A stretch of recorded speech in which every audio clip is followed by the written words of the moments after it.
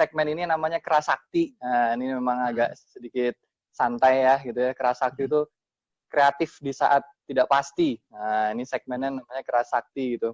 Kali ini bersama saya, mungkin saya memperkenalkan diri juga. Jadi saya Antonius Krisardani, biasa dipanggil Pak Arda. Saya dosen di STDI dan sekarang menjabat sebagai Kepala SP2M, yaitu Satuan Penelitian dan Pengabdian Masyarakat di Sekolah Tinggi Desain Indonesia, Bandung. Nah, kali ini kita ada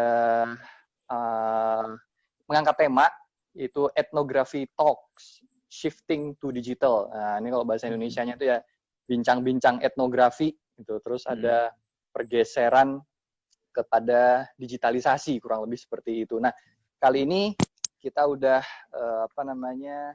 kedatangan tamu, bintang tamunya. Nah, ini Mas siapa ini? Ya mungkin bisa memperkenalkan diri dulu, Mas. Ya, makasih Pak Arda. Jangan panggil Pak lah. Mas aja ya. Boleh. Oke, biar nggak kelihatan tua. Biar nggak kelihatan tua. Ya, kenalin saya Prananda, biasanya dipanggil Panda gitu ya. Dulu sebetulnya adik kelasnya Mas Arda gitu di seni rupa. Tapi saya di desain kita nggak produk. pernah ketemu ya. Cuma kita nggak pernah ketemu. Baru kenal sekarang. Baru kenalnya sekarang gitu. Ya, Mas Arda udah lulus, gitu. Saya masuk kali ya ke studio. Ya, saya dulu di desain produk di ITB angkatan 2006 gitu. Terus saya lulus 2011, saya lanjut S2 kan di ITB juga, di desain juga. Terus pas tahun 2014 April ada kesempatan untuk lanjut kuliah ke Jepang. Waktu itu saya pengennya S3, tapi ternyata harus S2 dulu gitu ya. Karena memang S2-nya. Jadi memang S2-nya 2 kali gitu. Nah, yang ke Jepang ini saya sebetulnya loncat gitu ya, si disiplinnya yang tadinya desain, jadinya ke nama programnya Cultural Resource Management, tapi spesifik yang saya ambil itu lebih ke antropologi gitu. Okay. Saya waktu itu di Kanazawa University, terus juga sempat waktu kuliah S3 itu juga ambil semacam visiting researcher gitu ya, selama 2,5 tahun di Tokyo University gitu. Jadi waktu itu di 2 kampus itu saya belajar banyak tentang antropologi dan spesifik untuk desain itu seperti apa gitu. Okay. Gitu. Sekarang sih saya balik lagi ke kampus, lagi coba merintis lab juga di desain produk ITB, namanya Design Ethnography Lab gitu. Oke.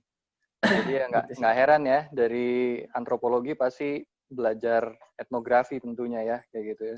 Terus betul, dikawinkan dengan basicnya desain gitu. Jadi emang klop lah gitu ya. Oke. Nanti mungkin kita bisa ngomong-ngomong lebih jauh lagi gitu ya. Nah, kalau sekarang sibuk apa nih, Mas? Sibuk apa? Ya, kalau sekarang ya untungnya udah beres karantina gitu ya. Ya, karantina. Karantina kita semua. Sempat bingung juga waktu kuliah tiba-tiba harus pindah ke online gitu kan. Semuanya serba dialihkan ke Zoom gitu. Tapi untungnya sudah beres. Tapi sekarang sih lagi banyak lagi kegiatan riset gitu ya. Kemarin juga baru dapat research grant dari Kemendikbud Dikti. Kita coba apply Ideathon. Ya, alhamdulillah kita lolos dari 5.000-an proposal, kita salah satunya yang lolos gitu. Wih, mantap. Untuk bikin platform digital collection mengenai inisiatif masyarakat membuat APD gitu. Seperti apa. Nah, itu kita lagi running project itu. Sama beberapa project yang riset lainnya gitu di kampus dan swasta juga kita coba membangun. Itu sih, Mas. Oke. Sibuk banget berarti ya? Ya, gimana? Mau sibuk susah karena semua dikerjanya di rumah gitu kan. Jadi semua riset itu semua dipindahkan ke online. Iya. Cocok lah buat tema hari ini gitu. Ya, benar saya setuju. Nah, mungkin kita bisa ngobrol-ngobrol lebih jauh lagi mengenai nanti ya, mengenai etnografi itu sendiri. Tapi setahu saya nih ya, mungkin kalau salah dikoreksi ya. Kalau bicara etnografi itu kan kita kan bicara mengenai penelitian lapangan ya. Pasti gitu ya kan. Setahu saya itu secara harfiah itu etnografi itu kan catatan mengenai suku bangsa ya kalau nggak salah ya. Itu kan dilakukan oleh para etnolog barat gitu ya, mungkin sekitar abad 15 itu kepada suku-suku bangsa di timur gitu kan ya. Nah, itu kan cara nyatet itu kan pasti ke lapangan gitu kan ya. Terus memang harus ya ke lapangan, harus ke lapangan, memang benar-benar memang ada sentuhan fisik ke lapangan. Kenapa Mas? Tiba-tiba ada yang nyolok ke mata kayaknya. Ntar ya. Gak apa-apa. Terus gak apa-apa Mas. Nah, kalau kita bicara mengenai etnografi gitu ya, riset atau penelitian lapangan, bisa cerita nggak sih, apalagi dengan latar belakang pendidikan desain dan latar pendidikan antropologi, bisa ceritain nggak selama ini kegiatan atau pengalaman mendesain dari Mas Panda ini yang based on field research ini tuh kayak gimana gitu? Oke, sebetulnya etnografi sendiri memang udah kalau di bidang desain sih sebetulnya udah diadopsi memang di tahun 90-an awal. Cuma memang kalau di dunia desain di Indonesia, istilah etnografi ini memang baru-baru inilah gitu ya muncul gitu. Walaupun sebetulnya secara praktis ya kayak design thinking atau design practice sebetulnya etnografi itu sudah lumrah dilakukan, tapi istilahnya aja memang baru gitu ya. Jadi memang waktu pendidikan juga waktu kita di desain produk itu pasti ada kewajiban untuk studi user kan ya. Nah, itu studi user itu otomatis kita harus melakukan wawancara, kita harus melakukan observasi gitu, walaupun memang secara teknis metodologi untuk melakukan observasi itu nggak begitu mendalam diberitahukan gitu kan, karena memang kita fokusnya di desain prosesnya. Yes. Tapi memang saya pribadi gitu ya, ketika saya memang mempelajari antropologi dan saya juga waktu itu kan juga banyak diajarin ya training etnografi ke lapangan, ke berbagai tempat. Di situ saya akhirnya baru menyadari bahwa ya sebetulnya kita sebagai desainer sudah melakukan itu gitu. Cuma memang belum begitu dalam lah dalam melakukan metodologi riset lapangan gitu. Itu sih. Nah, jadi sebetulnya di gelombang istilah etnografi diadopsi ke desain di konteks di Indonesia ini memang masih cukup baru gitu ya dilakukan gitu. Gitu sih. Nah, cukup baru. Kalau saya pribadi sih sebetulnya karena interest saya selalu irisannya ke desain dan komunitas gitu ya. Akhirnya pasti etnografi adalah tools yang menurut saya paling tepat gitu ya, karena pada dasarnya kan etnografi kan menggambarkan sebuah komunitas, menggambarkan suara kelompok masyarakat gitu. Jadi memang itu cukup tepat lah buat saya untuk dalam melakukan sebuah proses desain gitu. Gitu sih. Berarti kepake banget ya pendidikan antropologi itu kepake banget ya untuk ngedesain itu. Betul. Memang tergantung konteks desainnya sih. Tapi kalau misalkan memang desain yang sifatnya involve user banyak atau untuk komunitas langsung, sebetulnya ini cukup jitu lah ya digunakan gitu. Ya. Bisa cerita nggak ada mungkin pengalaman yang spesifik yang memang memakai metode etnografi ini dan mendesain itu apa ya yang paling berkesan atau yang paling entah yang paling gitu ya. Yang paling ini. Karena sebetulnya saya kalau misalkan desain ini kan spesifik saya ke desain research ya. Nah, kayak misalkan contohnya kemarin lah contoh project terbaru mengenai desain masker gitu ya. Kita kan bikin kampanye bikin masker sendiri waktu Maret awal lah gitu ya, sebelum sekarang mungkin pemerintah mewajibkan. Nah, kita itu coba memikirkan bagaimana sih sebetulnya mengangkat lagi spirit DIY-nya masyarakat gitu ya. Karena waktu itu kan juga permasalahannya masker medis itu sangat langka kan susah di lapangan. Terus kenapa enggak kita bikin masker dengan menggunakan kain? Nah, waktu itu kita pelajari literatur yang terkait dengan kain, tapi juga kita mempelajari bagaimana sih caranya biar orang-orang tuh mau bikin gitu ya, karena ya tahu sendiri di sini kalau bikin sendiri itu malah gitu. Itu lebih penting malah ya. Ya gitu ya. Walaupun sudah ada informasi kain ini aman, itu aman, tapi sebetulnya kan mengajak mereka untuk bikin sendiri itu kan kadang males ya. Itu setuju. Iya itu dia. Iya kan. Mending beli ya, kalau ada mending beli kan. Nah, itu kalau ada sih mending beli gitu kan. Iya. Nah, akhirnya kita studi dulu nih usernya, kira-kira karakteristik orang-orang yang kita targetkan itu seperti apa sih gitu ya. Terus akhirnya setelah kita bisa metain orang-orangnya, terus juga karena kan setiap tempat beda-beda karakteristiknya. Nah, kita coba terjemahkan hasil data tersebut menjadi sebuah gagasan desain. Akhirnya kita keluarkan step-step pembuatan desain gitu ya, melipat masker seperti apa. Sampai akhirnya kita juga menerjemahkan step-step tersebut ke 8 bahasa daerah gitu, karena kita merasa nggak bisa cuma dengan bahasa Indonesia gitu ya. Oke. Karena belonging itu nggak akan terbentuk. Ya, setuju. Jadi akhirnya kita engage banyak teman-teman di daerah-daerah dari Ambon sampai ke Aceh gitu ya. Kita coba cari teman yang bisa membantu menerjemahkan bahasa-bahasa ini gitu dengan bahasanya mereka. Nah gitu sih. Jadi memang sedikit partisipatoris gitu. Ya gitu. Itulah ya, kalau belajar etnografi beda ya. Jadinya mikirnya sampai segitu. Wah ya, jadi kendala bahasa jadinya ya itu ya. Jadi dipikirkan sampai ke situ ya. Oke banget. Berarti itu ya yang mungkin yang paling berkesan mungkin ya. Nah, betul. Sekarang mungkin kalau kita ngomongin balik lagi ya ke etnografi itu sendiri, yang mana itu adalah penelitian lapangan gitu ya. Kita harus ke lapangan, harus ada perjumpaan secara fisik gitu kan ya. Nah sekarang nih kita tahulah ya, kita nih lagi mengalami hal yang sama ya seluruh dunia ya gitu ya. Sampai-sampai itu kita bertanya apa kabar tuh kayaknya tuh nggak relevan sekarang, karena kabar kita sama semua. Kabar kita di rumah gitu ya. Kabar kita semuanya sama gitu kan ya. Nah tentunya ini kan jadi tantangan ya buat riset lapangan gitu kan ya. Ini apa gitu kan ya, yang biasanya nongkrong di lapangan, kita ngelihat langsung, menggali langsung gitu kan. Bahkan bisa jadi dapat membangun teori benar-benar dari bawah gitu kan. Nah ini digital gitu. Ini nih apa gitu ya itu, dan gimana pengalaman mengalami tantangan ini sebagai researcher gitu ya, sebagai praktisi. Gimana nih di masa pandemi? Nah ini memang menarik terutama bagi komunitas-komunitas di antropologi, nggak cuma di Indonesia tapi seluruh dunia memang kewalahan gitu ya. Karena memang etnografi itu memang dikenal sebagai tools metode riset yang mewajibkan istilahnya kayak researcher itu datang ke satu tempat untuk imersif gitu ya. Karena kan kita nggak cuma melakukan interview ya.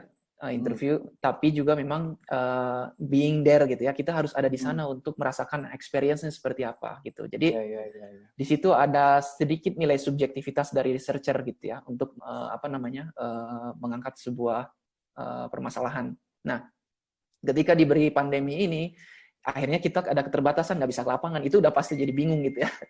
Iyalah, Tapi untungnya sebetulnya ada internet gitu ya, nggak tahu kalau misalkan pandemi 100 tahun yang lalu kita nggak bisa, tapi dengan adanya internet ini gitu ya, ada metode-metode baru, istilahnya salah satu contoh yang emerging adalah digital etnografi. Gitu. Nah, digital etnografi ini adalah sebetulnya metode yang mencoba mengkombinasi antara offline dan online gitu. Nah, di saat ini sebetulnya kata kunci seperti imersif gitu ya, lalu juga interview gitu ya, udah pasti observasi kan. Etnografi itu kan ada partisipan observation, itu kan kata kuncinya gitu ya. Kita observasi tapi kita juga berpartisipasi dalam sebuah peristiwa sosial. Nah, digital etnografi ini sebetulnya ada banyak metode di bawahnya gitu yang sebetulnya membantu kita untuk imersif, walaupun memang nggak sedalam offline etnografi gitu ya. Tapi sebetulnya dengan adanya platform-platform digital ya, sosial media, itu sebetulnya membantu kita untuk imersif ke dalam berbagai konteks dunia digital gitu ya. Dan itu sebetulnya akan saya sendiri sih sebetulnya merasakan banyak data-data yang akhirnya saya nggak dapat di offline, justru malah dapat di online gitu. Oh gitu. Karena ada beberapa poin utama dalam digital etnografi ini. Salah satunya adalah multiplicity. Jadi artinya kita jangan stuck terhadap satu platform. Misalkan kita cuma mengamati user kita gitu ya, calon informan kita itu melalui Instagram aja gitu ya. Nah, misalkan saya mengamati Mas Arda nih gitu ya, udah pasti interview, udah pasti ini kan. Nah, saya juga pengen mengamati nih bagaimana Mas Arda di Instagram gitu ya. Nah, tapi di digital etnografi saya nggak akan lihat Mas Arda di Instagram aja, tapi saya akan coba amati di Facebook, di LinkedIn gitu ya, di platform-platform yang memang Mas Arda itu punya gitu. Karena jadi Mas Arda itu berbicara A di Instagram, tapi akan berbeda berbicara di Facebook. Mungkin bicaranya B gitu. Identitas itu akan terbentuk tergantung dengan platformnya gitu. Nah, di situ sebetulnya cukup menarik untuk digali lebih jauh lagi untuk mempertanyakan siapa sih informan kita gitu ya, apa sih konteks yang dilihat gitu ya, gitu. Nah, jadi sebetulnya juga banyak metode-metodenya gitu. Selain mengobservasi secara ini pun secara pasif, saya juga biasanya melakukan interview secara online. Udah pastikan melalui Zoom atau Skype gitu ya. Tapi juga melalui email atau chat yang memang bisa memberi waktu ke informan saya untuk berpikir dulu gitu ya. Tapi pertanyaan-pertanyaan diangkatnya pun juga sebetulnya jangan terlalu formal ya. Dalam artian men-trigger informan kita untuk lebih bercerita seperti ngedongeng gitu. Kan kalau misalkan interview atau survei kan cenderung informan tuh yes or no gitu jawabannya kan. Kalau ini lebih gimana kalau makan malam tuh kayak gimana sih gitu ya. Coba ceritain dong gitu. Nah, gitu. Dan jawabannya pun nggak cuma harus nulis gitu ya. Saya sih pengalaman jarang ada informan yang mau nulis tapi ya. Biasanya voice note atau ngasih foto gitu ya, atau video di WhatsApp gitu. Nah, itu sebetulnya bisa jadi data yang cukup valid untuk melakukan riset di saat seperti ini gitu. Iya. Berarti itu selama masa pandemi ini riset jalan terus berarti Mas? Riset jalan terus berarti. Mau nggak mau harus jalan.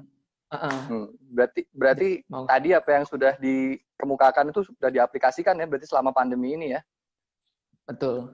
Kita mau nggak mau harus melakukan karena riset harus jalan kan. Tapi aman, lancar gitu. Alhamdulillah lancar. Kita juga kan intensif melakukan observasi ke informan kita itu secara nggak aktif interview tapi kita coba lihat tadi kita coba kepoin lah istilahnya ya. Oke. Jadi kepoin dia itu kayak gimana di sosial media, di IG stories dia ngepostnya ngapain gitu ya. Nah itu kita coba lakukan tapi memang dengan konsen dari awal dulu ya, misalkan mau nggak nih diobservasi dulu gitu ya, mau nggak kita liatin gitu untuk kepentingan data kita gitu. Mau buat apa proyek terbaru di masa pandemi ini? Boleh dikasih bocoran nggak? Jadi selain yang di-funding sama Ristek gitu ya, yang Ideathon itu, kan kita akan membuat digital collection itu. Nah, selain itu juga kita lagi ngeriset brand-brand di Bandung gitu. Jadi kebetulan kita lagi partner dengan teman-teman Kak Lokal namanya. Kak Lokal itu salah satu satu ibaratnya kayak organisasi informal tapi isinya brand-brand besar di Bandung gitu, seperti Embel, Neon gitu ya. Nah, itu kita sedang menjadi research consultant-nya untuk meriset brand-brand mereka. Tadinya tuh kita akan membuat event di Agustus ini tadinya gitu ya. Event lokal namanya People Festival. Tapi pandemi ini akhirnya kita fokus di research brandnya dulu nih, bagaimana sih mereka shifting dari yang biasa ke yang luar biasa seperti sekarang ini gitu ya, gimana Nah, kita metodenya seperti tadi yang saya ceritakan gitu. Oke. Ya menarik sih. Ya semangat terus Mas. Ini kita memang semuanya serba shifting, berusaha. Sudah shifting ya. Mungkin di kurun waktu 10, 15 atau 20 tahun ini kita bilang era digital 2020 ini tuh era digital tuh benar-benar ditarik ke titik yang paling ekstrim sih menurut saya gitu ya. Setuju, yang kemarin-kemarin tuh palsu, era digitalnya tuh palsu, yang sekarang tuh benar-benar gitu kan ya. Dibetot, bener-bener dibetot, ditantang untuk yang nggak bisa kayak saya gini ya, aki-aki kayak saya gini, terpaksa kan akhirnya kan jadi wah kayak gini, belajar lagi kayak gitu. Dunia baru gitu ya. Menarik sih. Ya. Menarik Mas Panda ya ini, tapi mungkin waktu juga ya. Nah terakhir mungkin ya, ini kan kami di STDI ini kan juga sebenarnya sedang bukan musim sih ya, lagi musim TA ya, TA nih, anak-anak desain ini kan. Nah ini kan mereka kan juga ada yang penelitian lapangan, ada yang wawancara gitu kan ya, yang memang harus ada interaksi yang secara fisik juga dengan mungkin informannya. Nah ada kiat-kiat nggak nih Mas, atau memberikan semangat apalah kepada para mahasiswa ini yang memang ya mereka mengalami hal ini ya gitu kan ya, gimana nih Mas? Ada tips-tips? Ya. Oke, sebetulnya ini juga banyak ya mahasiswa saya juga yang ceritain gimana sih kondisi seperti ini meriset atau melakukan desain. Tapi ya saya sih selalu bilang bahwa kondisi pandemi itu jangan dilihat kondisi pandemi itu negatif mulu gitu ya. Ya walaupun sebetulnya pasti ada efek negatif yang besar. Tapi sebetulnya ingat ya mungkin buat teman-teman buat motivasi aja bahwa laporan teman-teman itu akan sangat berharga. Karena apa? Karena kondisi ini tuh jarang banget gitu ya. Dan laporan itu bisa jadi laporan TA atau hasil riset TA di era pandemi ini bisa jadi pelajaran buat teman-teman mahasiswa ke depannya gitu ya. Bayangin nanti 100 tahun lagi gitu ya, melihat laporan teman-teman STDI gitu ya, ketika di era pandemi ini, gimana sih risetnya, bagaimana sih finding-nya. Dan itu akan menjadi istilahnya apa ya, babak baru dalam riset di dunia desain gitu. Gitu ya, jadi menurut saya sih dilihat bahwa ini kondisi spesial, mau nggak mau kita akan melakukan riset desain yang sangat spesial. Dan ini akan menjadi percontohan yang sangat menarik sebetulnya untuk kedepannya. Itu aja sih gitu. Dan pasti ya masalah teknis riset atau apa, masalah teknis riset atau apa sih sebetulnya bisa dipelajari dan itu semua dosen pasti sambil belajar juga bisa ditanyakan. Tapi coba kita lihat bahwa ini adalah kondisi spesial dan riset desain ini outputnya pasti akan spesial juga gitu. Itu aja sih jadi cerita sendirilah gitu. Gitu. Mantap. Ya, berarti ini kita bisa ngelihat ya. Walaupun kayak gini ya dilihat aja sebagai suatu kondisi yang spesial ya gitu ya. Ya, betul. Belajar sesuatu yang baru gitu ya. Ya ini jadi TA yang menyejarah nanti ya. Nah, itu TA yang bersejarah itu. Yang bersejarah itu nanti. Benar. Ya, kayak gitu. Ya. Oke, mungkin karena waktu juga yang memisahkan kita. Ya. Terima kasih banyak nih Mas Panda sudah mau ngobrol-ngobrol sama kami teman-teman dari STDI. Sehat selalu, sukses selalu. Ya nanti kalau ada, ya mungkin kalau ini semua udah berakhir, mungkin kita bisa kerja bareng ya, bisa kerja sama bareng ya, kayak gitu. Pasti. Macam gitu. Thank you. Ya, thank you, salam semua untuk keluarga. Ya. Sehat-sehat semuanya Mas Ada. Ya, makasih Mas.